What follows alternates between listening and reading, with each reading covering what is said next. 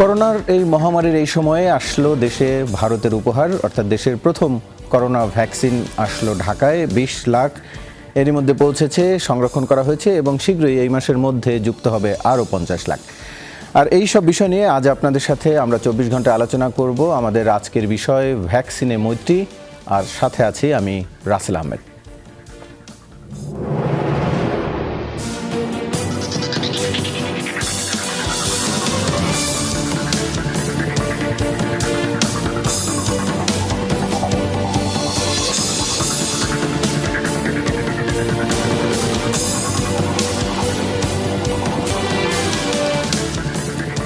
আলোচনার জন্য আজ আমাদের সাথে যারা সরাসরি যুক্ত আছেন তাদের সাথে আমরা একটু শুরুতেই পরিচিত হয়ে নেই। রয়েছেন ডাক্তার ASM আলমগীর, প্রধান বৈজ্ঞানিক কর্মকর্তা IEDCR, আপনাকে স্বাগত। রয়েছেন ডক্টর সমীর কুমার সাহা, নির্বাহী পরিচালক শিশু স্বাস্থ্য গবেষণা ফাউন্ডেশন, আপনাকেও স্বাগত আমাদের আজকের অনুষ্ঠানে। এছাড়াও রয়েছেন অধ্যাপক ডাক্তার মামুন আল মাহতাব স্বপ্নিল, চেয়ারম্যান লিভার বিভাগ BSMMU।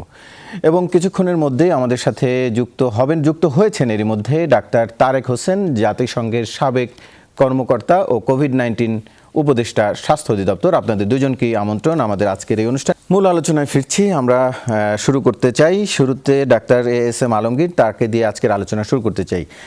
একটু বিষয় জানতে চাচ্ছি, আমরা করোনার প্রথম ভ্যাকসিন পেলাম অর্থাৎ 20 লাখ, কিন্তু বিষয় হচ্ছে যে আমরা যেটি দেখলাম গেল কয়েকদিন ধরেই, প্রথমে 50 লাখ আসছে, এরপরে 20 লাখ, আবার সেটি আজকে বা কালকে, মানে পুরো বিষয়টার ক্ষেত্রে এক ধরনের সমন্বয়হীনতা বলা যায় কিনা, যে সেই বিষয়টা আমরা লক্ষ্য করেছি। তারপরে যেটি ভ্যাকসিনের পরিকল্পনায় আমরা যেটি দেখলাম সংবাদ সম্মেলনে, সেটি স্বাস্থ্যমন্ত্রী একভাবে বলছেন, অন্যান্য কর্মকর্তারা আরেকভাবে বলছেন, কেউ বলছেন কুর্মিটোলা দিয়ে শুরু হবে, কেউ বলছেন অন্য হাসপাতাল থেকে। একটু বলবেন যে আসলে এতটা সমন্বয়হীনতার কারণ কি হতে পারে আসলে? ধন্যবাদ আপনাকে। এখানে আসলে কোথায় সমন্বয়হীনতা আমি আসলে বুঝিনি, এটা হয়তো আপনাদের জানা আছে ভালো, কিন্তু আমার যেটা স্পষ্ট জানা সেটা হচ্ছে যে বাংলাদেশ সরকার 3 কোটি ভ্যাকসিন কিনেছে, সেটা 25 বা 26 তারিখে আমাদের হাতে আসবে, সেটা আমাদের কেনা ভ্যাকসিন। এবং গত রোববার আমাদেরকে ভারত সরকার জানিয়েছে যে উপহার হিসেবে আমাদেরকে 2 মিলিয়ন বা 20 লক্ষ ডোজ ভ্যাকসিন দিবে, সেটা 20 বা 21 তারিখে আসবে এবং সেটা 21 তারিখে এসেছে। সো এখানে কোথায় সমন্বয়হীনতা? উপহারের ভ্যাকসিন কেউ উপহার দিবে সেটা তো আর আমি আগে থেকে জানি না, জানলে হয়তো আমরা ব্যাপারটা অন্যরকম করতে পারতো। তারপরে কোথায় থেকে ভ্যাকসিন দেবো? আমরা আসলে পরিকল্পনা করেছি, প্রথম থেকে আমাদের পরিকল্পনা ছিল 1 ফেব্রুয়ারিতে আমরা 50 লাখ ভ্যাকসিন পাওয়ার পরে ঢাকা শহরে এবং ঢাকার বাইরে কিছু পাইলট ভ্যাকসিনেশন করব, এবং করে সেটা 7 দিন অবজার্ভ করব। 8 ফেব্রুয়ারি থেকে ন্যাশনাল ওয়াইড ভ্যাকসিনেশন স্টার্ট করব। যেহেতু পাইলটিং এর ভ্যাকসিনটা এখন আমাদের হাতে চলে এসেছে, সেহেতু এখন আমরা চিন্তা করছি যে ঢাকা শহরের অন্তত 4টি হাসপাতালে আমরা একটা পাইলট প্রোগ্রামিং করব। সেখানে অন্তত পক্ষে 500 চিকিৎসা কর্মী, সেটা আমাদের একদম হাসপাতালের পরিচালক, মেডিকেল কলেজের প্রিন্সিপাল থেকে আমাদের ক্লিনার পর্যন্ত, তাদের চয়েস মতো তারা স্বেচ্ছায় ভ্যাকসিন গুলো নেবেন। আমরা এরকম 500 মানুষকে ভ্যাকসিন দিব এবং সেখানে আমরা তাদের কনসাল্ট করবো। এখানে একটি ডেট নিয়ে একটা কথা হচ্ছে যে 27 কিংবা 28 তারিখের উপরে সেটা ডিপেন্ড করছে। সেটা হয়তো আমরা কর্মীটোলাতে করতে চাচ্ছি। সেটা হচ্ছে যে ফর্মাল লঞ্চিং যেটা, সেটা হচ্ছে মাননীয় প্রধানমন্ত্রীর সময়ের সাথে সামঞ্জস্য রেখে সমাজের বিশিষ্ট ব্যক্তিরা যারা আমাদের প্রায়োরিটি গ্রুপে পড়েন, তারা সেখানে ভ্যাকসিনেশনে আসবে, তাদেরকে আমরা ভ্যাকসিন প্রয়োগ করবো। এখানে সমন্বয়হীনতা। আচ্ছা, একটি বিষয় একটু, যে প্রথম দিনে আপনি যেটি বললেন 4টি হাসপাতাল, প্রথম দিনেই কি 4টি হাসপাতাল থাকবে নাকি প্রথম দিনে শুধু কুর্মিটোলা দিয়ে উদ্বোধন করা হবে? আমরা আসলে চাচ্ছি যে একযোগে শুরু করতে, কিন্তু আমাদের বিশিষ্ট ব্যক্তিদের সময়ের উপর এটা ডিপেন্ড করবে। সেজন্য সেটা 27 কিংবা 28 তারিখে হতে পারে। 28 তারিখ থেকে 4টা হাসপাতালেই আমাদের এই ভ্যাকসিনেশনটা হবে এবং এখানে নির্দিষ্ট পরিমাণ ভ্যাকসিনেশন হবে। 4টি হাসপাতাল মিলিয়ে আমাদের এখন পর্যন্ত চিকিৎসা কর্মীকে, যারা ফ্রন্টলাইনে কাজ করেন, তাদেরকে আমরা ভ্যাকসিনেট করব। এবং এখানে অনেকে আমাদেরকে অনেকে যে ট্রায়াল করছি, ব্যাপারটা আসলে ট্রায়াল না, ব্যাপারটা অনেকটা পাইলটিং। কেন পাইলটিং হচ্ছে? এই জন্য যে আমরা যে ভ্যাকসিনেটরদের ব্যবহার করব, তাদের দক্ষতা, তাদের সমন্বয়, আমরা যাদেরকে ভলান্টিয়ার হিসেবে ব্যবহার করব, তাদের কাজগুলো তারা সঠিকভাবে বুঝে নিয়েছে কিনা, কিংবা আমরা যেখানে মানুষজনকে ভ্যাকসিনেশনের যে জায়গা স্থির করব, সেই জায়গাগুলো আমাদের জন্য সম্পূর্ণ প্রস্তুত কিনা। এটা অনেকটা আসলে ফাইনাল রিহার্সালের মতো। এবং আমরা যারা কাজগুলো করি, গবেষণা করি, আমরা সবসময় নিখুঁতভাবে কাজটা করতে চাই। আমরা দেখব যে এই ট্রায়ালে এবং আমাদের যে জনগণকে আমরা ভ্যাকসিনেশন দিব সেখানে কোনো সমস্যা হচ্ছে কিনা, এবং আমাদের এই সম্পূর্ণ পরিকল্পনাটা যদি কোথাও ত্রুটি থাকে সেটা যেন আমরা ধরা পড়ে এবং সেটা রিভাইজ করতে পারি, এবং সেই অনুযায়ী আমরা রিভিশন করেই আমরা ভ্যাকসিনেশনে যাব, এবং সেটা আমরা কান্ট্রি ওয়াইড চলে যাব একসাথে উপজেলা লেভেলে, উপজেলা হেলথ কমপ্লেক্স পর্যন্ত। যেটি প্রাথমিক একটি পরিকল্পনা আমরা জেনেছি যে প্রথম দিন 20-25 জন বিশিষ্টজনকে বিভিন্ন শ্রেণী পেশা থেকে একজন করে বিশিষ্টজনদের দেওয়া হবে। সেই তালিকাটি কি আসলে এরই মধ্যে চূড়ান্ত হয়েছে কিনা, যে কারা সেদিন অংশগ্রহণ করছেন এই কার্যক্রমে? এটা আসলে প্রিলিমিনারি একটা তালিকা হয়েছে। এখানে তো স্বেচ্ছায় ভ্যাকসিনেশনে বিশ্ব স্বাস্থ্য সংস্থা বলে আপনি কাউকে জোর করে ভ্যাকসিন দিতে পারবেন না। যে ভ্যাকসিন নিতে চায় তাকেই ভ্যাকসিন দিতে হবে। যদিও আমরা সবাইকে, সমাজের সর্বস্তরে মানুষকে আহ্বান করি, এরকম একটা মহামারীর সময়ে যেহেতু ভ্যাকসিন একটি মহামারী প্রতিরোধের টুলস, একমাত্র টুলস নয় কিন্তু একটি মাত্র টুলস। তো সেখানে যদি সবাই মিলে আমরা যাদের ভ্যাকসিনেশনের যোগ্যতা বা যারা এই ক্যাটাগরিতে পড়েন তারা ভ্যাকসিন নিলে যেটা হবে যে মহামারীটা নিয়ন্ত্রণে আমাদের সহায়তা করবে। কিন্তু ভ্যাকসিন কিন্তু একমাত্র টুলস নয়, এটা আমাদের সবার মনে রাখতে হবে। জি, আপনার কাছে আবারও আমরা ফিরব, তবে আমরা একটু এই মুহূর্তে যেতে চাই, আমাদের সাথে রয়েছেন ডক্টর সমীর কুমার সাহা, তার কাছে যেতে চাই। ভ্যাকসিন নিয়ে আসলে অনেক আলোচনা, অনেকেই ভ্যাকসিনের আগ্রহ প্রকাশ করছেন, আবার ভিন্ন একটি শ্রেণীও রয়েছেন যারা অনেকে নানান কারণে ভ্যাকসিন নিতে চাইছেন না। সেটি নিয়ে আমরা একটু পরে আলোচনা করব। একটু জানতে চাইছি আসলে ভ্যাকসিন কাদের জন্য দরকার। আমরা যেটি দেখলাম, এখন ভ্যাকসিন যেখানে দেয়া হবে তাদের কাউকে আলাদা করে অ্যান্টিবডি টেস্ট করার ব্যবস্থা এখনও থাকছে না। এটি আসলে কতটা কোন প্রক্রিয়ায় হওয়া উচিত, বা যাদের এরই মধ্যে করোনা হয়েছে তাদের বডিতে যদি অ্যান্টিবডি থাকে তাদের কি ভ্যাকসিন দেওয়া দরকার আছে কিনা, বেশ কিছু প্রশ্ন আসলে আসে। অনেকেই এই প্রশ্নগুলো করেন নিজে নিজে, যে আসলে আমার ভ্যাকসিন দরকার কিনা। একটু আপনার কাছ থেকে জানতে চাইছি, আরেকটু পরিষ্কার হতে চাই। অনেক ধন্যবাদ আপনাদেরকে। আমার মনে হয় যে আমরা চিন্তা করলে তো অনেকে চিন্তা করতে পারি, আমাদের অ্যান্টিবডি দিতে হবে, আমরা কারো আবার আগে অ্যান্টিজেন দেওয়ার নিয়ে অনেক কথা হচ্ছে, সেটা নিয়ে আমরা সামনে এগিয়েছি অনেকটা।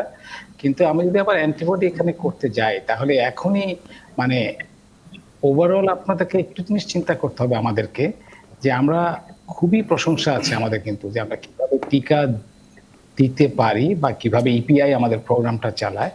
আর এটা কিন্তু চিন্তা করতে হবে, যখন আমরা এই টিকাটার কথায় আসছি সেটা কিন্তু আসলেই একটা কমপ্লেক্স। যত ভালো করে ডক্টর আলমগীর বললেন এই কথাগুলোকে, আমার কাছে মনে হয় যে এত গুছিয়ে কথা বলাটা কিন্তু এর আগেও আমি শুনিনি। তার মানে হচ্ছে যে খুবই ভালোভাবেই কিন্তু প্ল্যানিং গুলো হচ্ছে। এর সাথে যদি আমি আবার অ্যান্টিবডি করে এটা করতে যাই, আমি জানি না যে আর কোনো দেশে কিন্তু অ্যান্টিবডি করে বাছাই করে সেখানে কিন্তু আবার এটা দেওয়া হচ্ছে কিনা, আমার জানা মতো নেই। যদি তাই হবে তাহলে আমাদেরও এটা অ্যান্টিবডিটা চিন্তা করলে আমার মনে হয় না যে সেটা আমাদের জন্য আরো বেশি সুশৃঙ্খল ভাবে হবে আর কি। এখন আমি যেটা আমরা শুনতে পাচ্ছি, আস্তে আস্তে আমরা কিছু কিছু জায়গায় অনেক মিটিং এ আমরাও থাকি, কিন্তু এখন যারা একদম ফাইনালে গিয়ে যারা করছেন, যারা এখানে জি হেলথের আছেন, আইডিসিআর এর আছেন, যে কথাগুলি বলছেন সেগুলো কিন্তু অনেক অর্গানাইজড ওয়েতে কিন্তু সবকিছু হচ্ছে। আমার কাছে মনে হয় না যে অ্যান্টিবডিটা এর মধ্যে আরেকটা জিনিস এসে এটার মধ্যে আরো কিছু হেল্প করবে আমাদেরকে। আর জি জি শুনছি। জি, আচ্ছা, আরেকটি বিষয় হচ্ছে যেটি আমি আসলে আরেকটু প্রশ্ন করেছিলাম, যাদের করোনা এরই মধ্যে আক্রান্ত হয়েছেন, যাদের বলা হয়ে থাকে যে আক্রান্ত হয়ে আবার নেগেটিভ হয়েছেন, তাদের কি আসলে দেওয়া দরকার কিনা। পাশাপাশি আরেকটি বিষয় জানতে চাই, চিকিৎসকরাই বিভিন্ন সময় বলে থাকেন করোনা আক্রান্তর অবস্থায় ভ্যাকসিনটি দেওয়া যাবে না, যেটির জন্য আপনারাই অনেক সময় না করে থাকেন, কিন্তু অনেকের শরীরে সিমটমটি ওই অর্থে প্রকাশ পায় না। সেই ক্ষেত্রে তার বডিতে আসলেই তিনি যদি পরীক্ষা না করে থাকেন, তিনি কিভাবে বুঝবেন যে আসলে তার করোনা আদৌ হয়েছে কিনা? সেই ক্ষেত্রে ওই মানুষটি ভ্যাকসিন নিলে তার কোনো সমস্যা হতে পারে কিনা? যদি আমি মনে হয় যে আরো ভালো বলতে পারবেন আমাদের যারা ক্লিনিশিয়ান তারা, কিন্তু আমার কাছে যার যদি উপসর্গ না থাকে, উপসর্গ থাকলে সেই সময় কিন্তু আমরা তাকে এনকারেজ করব না, জি। বরং আমরা না করে দেবো যে এই টিকাটি এখন না নেওয়ার জন্য। কিন্তু যারা শুধু ক্যারি করছে তার কিন্তু ওই সময় তার বডিতে কিন্তু কোনো উপসর্গ নেই এবং কোনো প্রকার রিয়াকশন হচ্ছে না। তাতে করে ওই সময় যদি আমরা টিকা দেই তাতে তার কোনো প্রকার কোনো পার্শ্ব প্রতিক্রিয়া হওয়ার সম্ভাবনাটা আমি অন্তত আমার মনে হয় না, যতটুকু আমি জানি টেকনিশিয়ানরা আরো একটু ভালো বলতে পারবেন। জি, আমি একটু এই বিষয়টি নিয়ে যেতে চাই। অধ্যাপক ডাক্তার মামুন আল মাহতাব স্বপ্নিল, তার কাছ থেকে একটু জানতে চাইছি, আমাদের যেই সুরক্ষা অ্যাপসটি তৈরি করা হচ্ছে সেখানকার যে ডেমো আমরা দেখলাম সেখানেও বলা আছে যে তিনি কোভিড আক্রান্ত হয়েছেন কিনা। কোভিড আক্রান্তরত অবস্থায় যদি কেউ বুঝতে না পারেন যে তিনি আসলেই আক্রান্ত হয়েছেন, সিমটম প্রকাশ না পেয়ে থাকে, ওই অবস্থায় তিনি যদি ভ্যাকসিনটা নিয়ে থাকেন তার কি কোনো সমস্যা হওয়ার আশঙ্কা রয়েছে? একটু আনমিউট করে কথা বলুন, আমরা শুনতে পাবো আশা করি। জি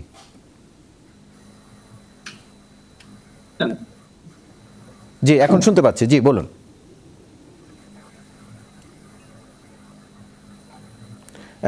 ডক্টর মামুন, আপনি একটু আনমিউট করে কথা বলুন, সম্ভবত আবার মিউট অবস্থায় চলে গেছে, একটু আনমিউট করে কথা বলুন। জি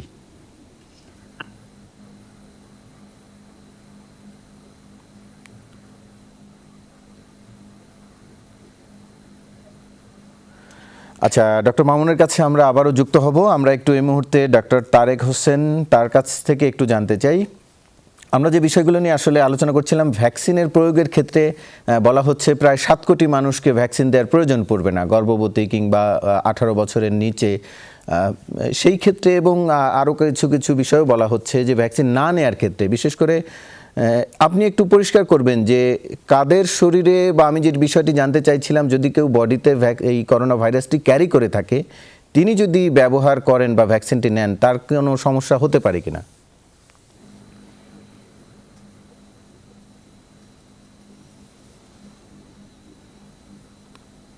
ডক্টর তারেক হোসেন, আপনি আমাকে শুনতে পাচ্ছেন? একটু আনমিউট করে কথা বলুন। জি, হ্যালো। জি, আমি জানতে চাইছিলাম যদি কারো শরীরে করোনার ভ্যাকসিন ভাইরাসটি ক্যারি করে থাকে কিন্তু সিমটম নেই, সেই ক্ষেত্রে তিনি ওই অবস্থায় ভ্যাকসিনটি নিলে তার কোনো সমস্যা হতে পারে কিনা? ধন্যবাদ আপনাকে। আপনি শুনতে পাচ্ছেন আমার কথা? জি জি জি, শুনতে পাচ্ছি, আপনি বলুন। শোনা যাচ্ছে? জি, আপনি বলুন বলুন। না, আমি সেটা আসলে কিন্তু করোনা ভাইরাস যদি শরীরে থাকে এবং ভ্যাকসিন যায়, এবং এই ক্ষেত্রে কিন্তু কয়টা জিনিস যে এখানে আমরা তো হিস্ট্রি নিব, যে তারপরে মানে সামারি হচ্ছে এখানে তার কোনো ক্ষতি হওয়ার কথা না এবং হবে না। সায়েন্টিফিক্যালি এই ধরনের এভিডেন্স আমার জানা মতে নেই। আমার কলিগরা যদি জানেন ওনারা বলতে পারবেন, কিন্তু আমার জানা মতে যদি ভাইরাস ভিতরে থাকে তারপরেও যদি ভ্যাকসিন নেওয়া হয় তাতে শরীরের কোনো ক্ষতি হবে বা সে ইন্ডিভিজুয়ালের কোনো ক্ষতি হবে এই ধরনের কোনো প্রমাণ পাওয়া যায় নাই। জি জি, আমরা বুঝতে পারছি। আমরা আপনার কাছে আবারও ফিরবো। আমরা একটু ডক্টর মামুন এর মধ্যে আবার যুক্ত হয়েছেন, আমরা তার কাছে আবার জানতে চাই। আপনি একটু আনমিউট করে কথা বলুন, আমরা শুনতে পাবো। জি ডক্টর মামুন আল মাহতাব স্বপ্নিল। জি জি, আমি শুনতে পাচ্ছি, আপনি এই অবস্থায় বলুন। জি শুনতে পাচ্ছি। আসলে করোনা ভাইরাস থাকা অবস্থায় ভ্যাকসিন দিলে কি হবে এই ব্যাপারে তো এখন পর্যন্ত কোনো তথ্যপাত্র নেই। তবে আমি তো ভাইরাস নিয়ে কাজ করি, কারণ আমি লিভার স্পেশালিস্ট। সেই জায়গাতে দাঁড়িয়ে আমি যেটা বলতে পারি যে এখন পর্যন্ত আমাদের যে অভিজ্ঞতা, তাতে ভাইরাস থাকা অবস্থায় ভাইরাসের ভ্যাকসিন দিলে কোনো সমস্যা হওয়ার কথা না। যেমন আমরা হেপাটাইটিস বি ভাইরাস নিয়ে কাজ করি, এখন যার হেপাটাইটিস বি ভাইরাস আছে তাকে যদি আমি ভ্যাকসিন দিয়ে দেই, তার হয়তো নতুন করে প্রতিরক্ষা তৈরি হবে না, তার কোনো সমস্যাও হবে না। ইনফ্যাক্ট হেপাটাইটিস বি ভাইরাসের ক্ষেত্রে যে ইমিউন থেরাপি কথা আমরা শুনি, আপনারা জানেন যে আমি ন্যাসড্যাক বলে একটি ওষুধ নিয়ে উদ্ভাবনের সাথে সম্পৃক্ত ছিলাম। এই উদ্ভাবনীটির প্রাথমিক পর্যায়ে কিন্তু একটা সময় হেপাটাইটিস বি ভাইরাসের ভ্যাকসিন দিয়েই হেপাটাইটিস বি ভাইরাসের আক্রান্ত রোগীদের চিকিৎসার চেষ্টা করা হয়েছে এবং এটা খুব বড় ক্লিনিক্যাল ট্রায়াল ছিল গ্ল্যাক্সোর। প্রাথমিক সাফল্য পাওয়া গিয়েছিল, রেসপন্সটা সাস্টেইন হয়নি এবং বাংলাদেশে কিন্তু আমরা এই কাজটি করেছি। অর্থাৎ অনেক সময় ভ্যাকসিন দিয়ে ট্রিটমেন্টের কাজে করা হয়েছে, সেজন্য ভ্যাকসিনের ক্ষেত্রে থেরাপিউটিক ভ্যাকসিন বলে একটি শব্দ আছে। সহজভাবে বলতে চাই, ভাইরাসের উপস্থিতিতে ভাইরাসের ভ্যাকসিন দিলে আমার জানা মতে কোনো সমস্যার কথা না, অন্তত এটি হেপাটাইটিস বি ভাইরাসের ক্ষেত্রে প্রমাণিত। করোনার ক্ষেত্রে কি হবে এটি অন্য বিষয়, কিন্তু আমার কাছে মনে হয় কোনো সমস্যাই হবে না। আরেকটি বিষয় জানতে চাচ্ছি, এই ভ্যাকসিনটি আসলে কতদিন কার্যকরী থাকবে, অর্থাৎ এর কার্যকারিতা কতদিন থাকবে? দেখেন, এগুলো হচ্ছে লাখ টাকা দামের প্রশ্ন। আসলে এগুলো বললেও সব যদি হবে তবে কবে করে বলতে হবে। সম্ভবত 3 থেকে 6 মাস আমরা ধরে নিতে পারি, বা তারও বেশি দিন, এটি বলা যায় না। এবং যেটি আপনি বারবার বলছেন বা আমাদের অনেকেই বলছেন যে অ্যান্টিবডি পরীক্ষার কথা, অ্যান্টিবডি ছাড়াও কিন্তু শরীরে করোনার এগেনস্টে প্রতিরোধ তৈরি হতে পারে।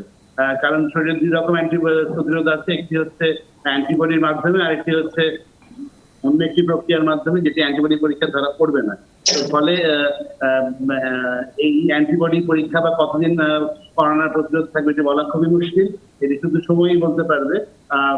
তবে আমার কাছে যেটা মনে হয় যে হয়তো এখানে আলমগীর ভাই এবং বিশেষ অভিজ্ঞতা আছেন, তারা এই বিষয়ে আমার অনেক অনেক বেশি অভিজ্ঞ, যে এটা হয়তো একটা ফ্লুর মতো ভাইরাসে পরিণত হবে। আমাদের হয়তো বছরে একবার করে এটার ভ্যাকসিন নেওয়া লাগতে পারে, তবে এটা হচ্ছে আরবিট্রারি ওয়াইল্ড গেস অনলি।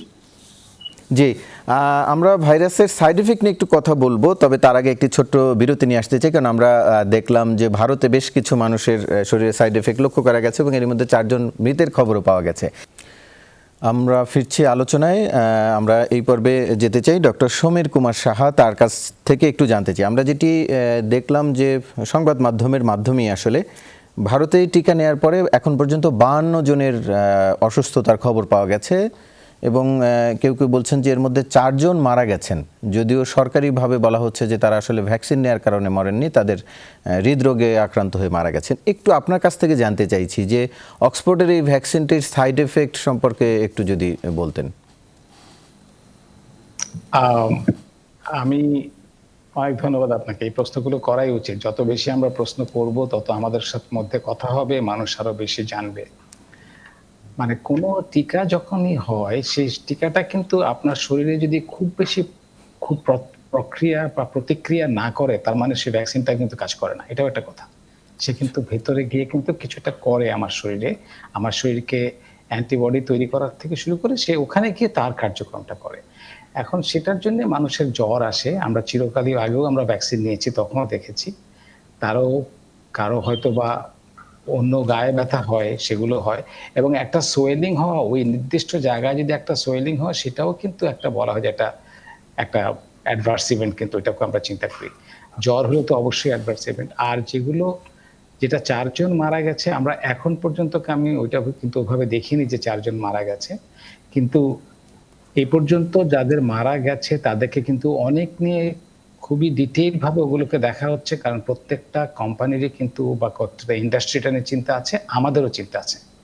তার কারণটা হলো যে এই ভ্যাকসিনটা প্রত্যেক সময় আমরা যখন যে ভ্যাকসিনগুলোকে ব্যবহার করি, এর আগ পর্যন্ত আমরা যেগুলো ইপিআইতে ব্যবহার করেছি, সেগুলো 5 বছর কেউ বা 10 বছর ধরে কিন্তু এটাকে ট্রায়াল দিয়ে তারপর আমাদের কাছে উঠিয়ে দিয়েছে। কিন্তু এখন আমরা কিন্তু 6 মাসের বা 7 মাসের মধ্যে কিন্তু ভ্যাকসিনটা এনে দিচ্ছি। এবং এই দেরিটাতেও কিন্তু আমাদের খুবই মনে অশান্তি ছিল এবং আমাদের অস্বস্তি, আমাদের অস্থিরতা এটা ছিল যে ভ্যাকসিনটা আসছে না কেন। এখন যখন আসছে, আমরা কিন্তু ওই লম্বা সময় ধরে ট্রায়ালটা দিতে পারিনি। আমি বলবো যে সেই তুলনায় যেটা হচ্ছে, এবং আমরা প্রত্যেকটা সময়ই কিন্তু কাদেরকে টিকা দিয়েছি আমরা, একদম যেটা বাচ্চাগুলো আছে সেগুলো সবাই যারা সুস্থ এবং যাদের কোনো উপসর্গ নেই তাদেরকে আমরা টিকা দিয়েছি। এখন কিন্তু যারা আছেন 60 বছরের আগে, 70 বছরের, সবাইকে কিন্তু আমরা টিকা দিচ্ছি। এবং এই বয়সে আমাদের প্রত্যেকেরই কিন্তু নিজস্ব একটা উপসর্গ থাকে। আপনি দেখবেন যারা সংক্রমণ হচ্ছে তারাও কিন্তু যারা যাচ্ছে তারাও কিন্তু 60 ইয়ার্স তার উপরে। যারা যখন ভ্যাকসিন নিচ্ছে তাদের মধ্যে কিন্তু পুরোটা ওই রকম একটা রিয়াকশন না হলো, তার কাছাকাছি রিয়াকশন হচ্ছে একটা কিছু, যাতে করে সে ওইটা এগেইনস্টে অ্যান্টিবডিটা তৈরি করতে পারে। তো যখন এগুলো করছে তখন সেখানে হয়তো বা ডেথ আছে, কিন্তু তার মধ্যে দেখা যাবে যে তার উপসর্গ, যে পারিপার্শ্বিক যে উপসর্গগুলো আছে, সেগুলোর জন্যই হয়তো বা সে আরো বেশি আক্রান্ত হচ্ছে। তো আমার মনে হয় যে এখন পর্যন্ত টিকার ভাব যেভাবে যাচ্ছে, তাতে করে আমি বলবো যে যতটা ভয় আমরা পেয়েছিলাম যে অল্প সময়ের মধ্যে তাড়াহুড়া করে কি যেন ভ্যাকসিন দিচ্ছে, আমি বলবো যে আমরা একটু চিন্তা করি যে কতগুলো ডোজ গেছে এবং কতগুলো ডোজ থেকে কজন এ পর্যন্ত মারা গেছে এবং তাদের আসলে আলটিমেটলি কি ছিল ব্যাকগ্রাউন্ডটা, যদি চিন্তা করলে তাহলে কিন্তু দেখা যাবে যে আমি মনে করি যে আমার কলিগরা আরো বলবেন, কিন্তু আমি মনে করি যে আমরা খুবই ভালো অবস্থায় এখন পর্যন্ত আছি। জি, আমি একটু যেতে চাই অধ্যাপক ডক্টর মামুনুল মাহতাব স্বপ্নিল, তার কাছ থেকে এই সাইড এফেক্টের বিষয়টি একটু জানতে চাইব সংক্ষেপে। আরেকটি বিষয় একটু জানতে চাইছি, আমাদের দেশের একটি টিকা এর মধ্যে রয়েছে পরীক্ষাধীন প্রথম পর্যায়ে, এছাড়া আরও 2টি ভারত বায়োটেকের এবং চীনের একটি টিকা, 2টি টিকাও তারা পরীক্ষার জন্য ট্রায়ালের জন্য আবেদন জানিয়েছে আমাদের এখানে। আমাদের জন্য অর্থাৎ বাংলাদেশের আবহাওয়া বা এর মধ্যে যে অবস্থা হয়েছে সব মিলিয়ে একটু আরও কোনো বিকল্প সন্ধান আছে কিনা অক্সফোর্ডের টিকার বাইরে? দেখুন, এখন পর্যন্ত বাজারে যে বিশ্ব বাজারে যে 3টি টিকা আসছে তাদের নাম তো আমরা সবাই জানি, যেহেতু মোটামুটি বাংলাদেশে আসার মতো পর্যায়ে আছে। আমি এই কারণে বলছি যে আমাদের দেশে বিধিবিধান আছে, আইনের বিধান আছে, এবং সেই বিধিবিধান ফুলফিল করে বাংলাদেশে আসার মতো পর্যায়ে এখন আছে আপনার মডার্না, ফাইজার আর অ্যাস্ট্রাজেনেকা কিংবা সেরাম টিকা। এর বাইরে কিন্তু আমাদের টিকা সংগ্রহ করার মতো সুযোগ নেই। এর কারণটি হচ্ছে যে বাংলাদেশে কোনো ওষুধ বা টিকা যদি ব্যবহার করতে হয় সেটি আমাদের দেশে রেজিস্ট্রেশন পেতে হবে এবং সেখানে কিছু নির্দিষ্ট পাস পেতে হবে। আর আপনি যদি বলছিলেন যে অন্য টিকাগুলো বা যে সাইড এফেক্ট, এই টিকার কি সাইড এফেক্ট, দেখুন নরওয়েতে কিন্তু প্রতিদিন তারাই বলেছে যে তাদের কেয়ার হোম গুলোতে 45 জন বয়স্ক মানুষ স্বাভাবিকভাবে মৃত্যুবরণ করেন। এখন যিনি মারা গেছেন তিনি যদি আগের দিন টিকা নিয়ে থাকেন, সেই মৃত্যু যে টিকার সাথে সম্পৃক্ত না এটি পরীক্ষা নিরীক্ষা না করে বলা সম্ভব না। সেই জন্যই প্রথম এই কনফিউশন দেখা দিয়েছিল। পরে কিন্তু নরওয়ে সরকার বলেছে যে এই একটি মৃত্যুও টিকার সাথে সম্পৃক্ত বা সংযুক্ত নয়, যদি আমি ভুল না জেনে থাকি। আর আপনি যেটা আলমগীর ভাই বলছিলেন, এটা তো খুবই দাদা বলছিলেন যে এটা খুবই বাস্তবতা যে টিকা যদি শরীরে ঢুকে ইমিউনিটি সিস্টেমের কাজ করে একটু সিমটম বা লক্ষণ দেখা দিতেই পারে। যেমন যদি আপনি ন্যাচারাল ইনফেকশনের কথাই ধরেন, ন্যাচারাল ইনফেকশন করেও তো মানুষের একটা প্রতিরোধ তৈরি হয়। আমাদের জানি যে কোভিড হওয়ার পরে 3 মাস 6 মাসের প্রতিরোধ থাকে। খেয়াল করে দেখুন যাদের অ্যাসিমটোমেটিক তাদের কিন্তু প্রতিরোধ হয় না বলা হচ্ছে, ওদের খুব দুর্বল প্রতিরোধ তৈরি হয়। আর যাদের সিমটোমেটিক ইনফেকশন তাদের কিন্তু বেশি প্রতিরোধ তৈরি হয়। তো ভাই আপনি যখনই শরীরের ইমিউন সিস্টেম নিয়ে খেলাধুলা করবেন কিছু হালকা হলেও প্রতিক্রিয়া দেখা দিতে হবে বা দেখা দিবে। আমার কাছে কিন্তু মনে হয় না যে এই টিকাগুলো নিয়ে কোনো সিরিয়াস সাইড এফেক্টের বিষয় আছে। এখানে আলমগীর ভাই আছেন, আমি আছি, আমরা দুজনেই কিন্তু ওষুধ প্রশাসন অধিদপ্তরের যে কমিটিটি এই কোভিশিল্ডকে ইমার্জেন্সি অথরাইজেশন দিয়েছিল, সদস্য হিসেবে কাজ করার সুযোগ দিয়েছিলাম, সেখানে কিন্তু এই সমস্ত বিষয় বিবেচনা আনা হয়েছে। এবং আপনি জেনে হয়তো সত্যি পাবেন যে সরকার পয়সা দিয়ে দেওয়ার পরেও কিন্তু 3.5-4 ঘন্টায় বিস্তারিত আলোচনা শেষে এবং ইমার্জেন্সি অথরাইজেশন দেওয়া হয়েছে। একটি বিষয় ছিল যে বাংলাদেশের মানুষের উপর তো কোভিশিল্ড প্রয়োগ করা হয়নি। আমরা কিন্তু ভারতের 1700 জন মানুষের উপর কোভিশিল্ড প্রয়োগের ডাটা বিশ্লেষণ করেছি। বাংলাদেশে যদি কোভিশিল্ড প্রয়োগ করা যেত খুব ভালো হতো। তারা 6 মাস পরে টিকাটি আমাদের কাছে আসতো। যেহেতু সেই 6 মাস বিলম্ব করা সম্ভব নয়, সেজন্য আমরা ভারতীয় ডাটা দেখেছি এবং ভারতের মানুষ তো আমাদের কাছাকাছি গরমের এবং জেনেটিক পরিস্থিতির অধিকারী। তো সেখানে কিন্তু কোভিশিল্ডের কোনো সাইড এফেক্ট দেখা যায়নি। আমার কাছে মনে হয় যে আমাদের এই জিনিসটা মাথায় রাখতে হবে। একটা খুব ব্রড হিসাব করুন যে এখন পৃথিবীতে হয়তো 1 কোটি মানুষ মারা গেছেন ভ্যাকসিনেশনের কোভিড আক্রান্ত হয়ে, আর ভ্যাকসিন নিয়ে সাইড এফেক্টে একজনও মারা যায়নি। তো এখন মারা যেতে পারে এই জুজুর ভয়ে যে আমি আরো কোটি মানুষকে ঝুঁকির মুখে ফেলে দিব, না আসলে আমরা ভ্যাকসিনের দিকে এগিয়ে যাবো। তো ফরচুন ফেভারস দ্য ব্রেভ, এখন আমাদেরকে সাহসী হতেই হবে। আমরা অতি কনজারভেটিভ বসে থাকতে পারি, সেক্ষেত্রে আমরা শুধু পিছিয়ে থাকবো। আমি প্রায় কিন্তু বলি যে আজ থেকে 50 বছর পরে হচ্ছে এই আলোচনায় যারা আছেন তার বেশিরভাগই আমরা সেদিন থাকবো না, কিন্তু মানুষ যখন এই কোভিড প্যান্ডেমিককে বিশ্লেষণ করবে, কারণ বাংলাদেশ মডেল কিন্তু আমার কাছে মনে হয় বি মডেল হিসেবে গৃহীত হবে, এটা আমি একদম নিরপেক্ষভাবে বলছি। এবং বাংলাদেশ মডেল কিন্তু হচ্ছে ফরচুন ফেভারস দ্য ব্রেভ। আমরা সাহসীর মতো এগিয়ে গেছিলাম বলেই কিন্তু আজকে সংস্থার 4% নিচ্ছি। আমার কাছে মনে হয় যে ভ্যাকসিনেশন চাইলে এভাবে কি হবে না এই নিয়ে চিন্তিত না হয় আমাদের এখন সবার উচিত ভ্যাকসিন নেওয়ার জন্য অপেক্ষা করা। যদি আপনি আমাকে জিজ্ঞেস করেন, আমাকে যদি বাংলাদেশ সরকার প্রথম ভ্যাকসিন দেওয়ার সুযোগ দেয়, আমি সানন্দে সেই ভ্যাকসিন দিব। আপনি যেটি বলছিলেন যে বঙ্গভ্যাক্সের কথা, সেটা দিয়ে শেষ করি। বঙ্গভ্যাক্স হচ্ছে একটি ভ্যাকসিন ক্যান্ডিডেট, এটি কিন্তু ভ্যাকসিন নয়। অর্থাৎ যে সমস্ত তথ্যপাত্র আমরা দেখেছি, আমরা যারা এই গবেষণার সম্পৃক্ত তারা ঘন্টার পর ঘন্টা গ্লোব বায়োটেকের ফেসিলিটিতে ছিলাম, তাদের র ডাটা দেখেছি, এনিমেল হেলথ পরিদর্শন করেছি। এ থেকে আমাদের যেটি ধারণা হয়েছে যে এটি মানুষের শরীরে প্রয়োগ করার মতো যথেষ্ট নিরাপত্তা বা যথেষ্ট কারণ আছে, এটাকে আমরা পরীক্ষা করে দেখতে পারি। এবং এই সমস্ত ট্রায়ালের মধ্যে দিয়ে যদি একটি ভ্যাকসিন হিসেবে উত্তীর্ণ হয় তখন নিশ্চয়ই এটি বাজারে আসতে পারে। এখন জি। যেটি মনে রাখতে হবে যে আমরা যারা ইনভেস্টিগেটিং টিম তারা মনে করেছে একটি ভ্যাকসিন ক্যান্ডিডেট, এখন বিএমআরসির বিবেচনাধীন আছে এটি, তারপর ওষুধ প্রশাসন অধিদপ্তর দেখবে এবং সবার দেশের সবগুলো মাথায় এক করে যদি সিদ্ধান্ত হয় ট্রায়ালটি হবে, ট্রায়ালটি হবে। তা আমার কাছে যে মনে হচ্ছে আমার জায়গা থেকে এবং আমাদের সাথে যারা গবেষক আছেন যেটি একটি প্রমিসিং ভ্যাকসিন ক্যান্ডিডেট। জি, আমরা একটু ডক্টর এস এম আলমগীর তার কাছ থেকে একটু জানতে চাইছি, ভ্যাকসিন দিতে হবে না প্রায় 7 কোটি মানুষকে, কিন্তু এর বাইরেও একটি বড় সংখ্যক মানুষ রয়েছেন যাদেরকে ভ্যাকসিনের আওতায় আনতে হবে ধীরে ধীরে। সেই ক্ষেত্রে আপনারা কি আর কোনো বিকল্প সংস্থান করছেন কিনা, বিকল্প কোনো সন্ধান? সেটি একটি যে আমরা এরই মধ্যে যেমন ফাইজারের একটি ভ্যাকসিন পাওয়ার ব্যাপারে প্রস্তাবের কথা আমরা জেনেছি, সেই ক্ষেত্রে ওই ভ্যাকসিনগুলোর যে নিয়ন্ত্রণ ব্যবস্থা, তাপমাত্রা কন্ট্রোল, সেটি আসলে কতটা আমরা পারবো, বা একটু এই বিষয়গুলো আপনার কাছ থেকে জানতে চাইছি, কিভাবে বাকি মানুষদেরকে আসলে ভ্যাকসিনের আওতায় আনা হবে। ধন্যবাদ আপনাকে। আমি প্রথমে একটু ইন্ডিকেশন নিয়ে কথা বলি, যেটা সবাইটা প্রথমে শুরু করেছিলেন। জি জি। আমরা 18 বছরের নিচের মানুষকে ভ্যাকসিন দিব না, কারণ সারা পৃথিবীতে কোথাও সেটা ট্রায়াল হয়নি, এই জন্য দিব না। কিন্তু আগামী 1 বছরের ট্রায়াল হয়ে ভ্যাকসিনেশনের উপযোগী বাচ্চারা হবে না তার কোনো নিশ্চয়তা নেই। যদি এইরকম ভ্যাকসিন বাচ্চাদের উপর ট্রায়াল হয়ে সেফ প্রমাণিত হয়, এফেক্টিভ প্রমাণিত হয়, সেই ভ্যাকসিন আমরা বাচ্চাদের দিব। আমরা আমাদের গর্ভবতী মহিলাদের এখন ভ্যাকসিন দিব না, কারণ তাদের উপর কোনো ট্রায়াল হয়নি। আমরা মুমূর্ষু মানুষকে ভ্যাকসিন দিব না, কারণ সেখানে একটা বিরূপ প্রতিক্রিয়া সৃষ্টি হতে পারে। তাহলে এরকম একটা শ্রেণী বিভাগ আছে যারা ভ্যাকসিন পাবেন না। কেন পাবেন না সেটা আমি ব্যাখ্যা করে দিলাম আপনাকে। যদি ট্রায়াল হয়ে কখনো সেফ ভ্যাকসিন আসে তখন আমরা তাদেরকে প্রয়োগ করব, তারা কিন্তু আমাদের পরিকল্পনার বাইরে নাই। সো আমরা 7 কোটি মানুষকে ভ্যাকসিন দিব না, কথাটা ঠিক না। আমরা এখন পর্যন্ত সিলেক্ট করতে পেরেছি 10 কোটি ভ্যাকসিন, অর্থাৎ অন্তত পক্ষে 5 কোটি মানুষকে আগামী 1 বছরের ভিতরে আমরা ভ্যাকসিনেশনের আওতায় আনবো। সেখানে আমাদের কোভ্যাক্স ফ্যাসিলিটি গ্যাভি এবং ডব্লিউএইচও থেকে 6,80,00,000। ভারত সরকার আমাদেরকে উপহার হিসেবে দিয়েছে 20 লক্ষ। এই গেল আমাদের 7 কোটি, 3 কোটি আমরা কিনেছি। এই 10 কোটি ভ্যাকসিন আমরা প্রায়োরিটাইজেশন যেভাবে করেছি সেভাবে আমরা দিব, এবং আমরা যদি 10 কোটি ভ্যাকসিন মানুষের প্রয়োগ করতে পারি তাহলে একটা বিশাল সংখ্যক জনগোষ্ঠীকে কিন্তু আমরা কভারেজে আনতে পারবো। এবং বাই দিস টাইম আমরা আশা করি বাচ্চাদের জন্য উপযোগী কোনো ভ্যাকসিন বাজারে চলে আসবে, কিংবা গর্ভবতী মহিলাদেরকেও আমরা ভ্যাকসিনেশনের আওতায় আনতে পারবো। কোভ্যাক্সের ভ্যাকসিন কি আসলে কোভিশিল্ডই আসছে নাকি অন্য কোনো ভ্যাকসিন পাবেন, সেটি কি নিশ্চিত হওয়া গেছে এখন পর্যন্ত?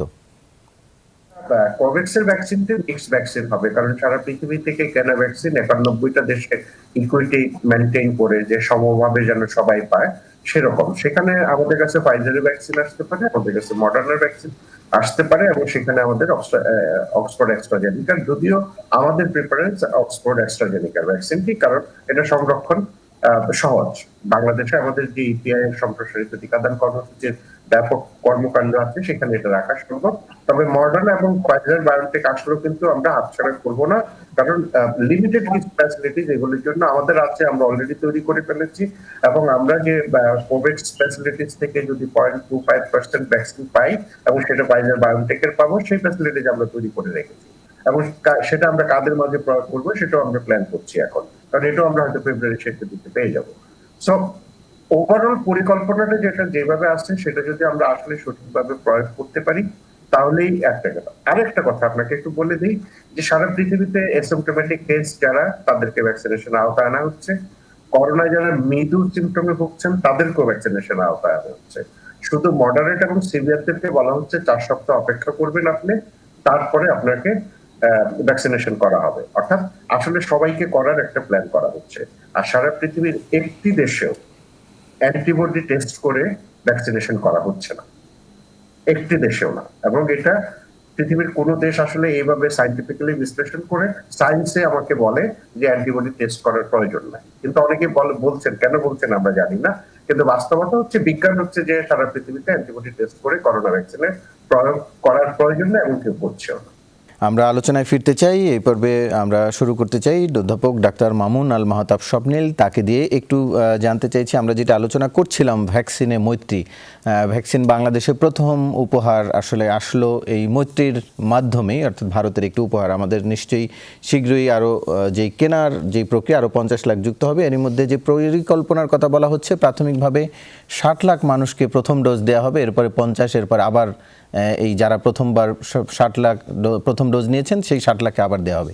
একটু আপনার কাছ থেকে জানতে চাইছি, আমরা ইপিআইতে খুবই প্রশংসনীয় সফলতা দেখিয়েছি। এই ভ্যাকসিন প্রয়োগের ক্ষেত্রে বিশেষ কি দিকটিতে খেয়াল রাখা উচিত বলে আপনি মনে করেন?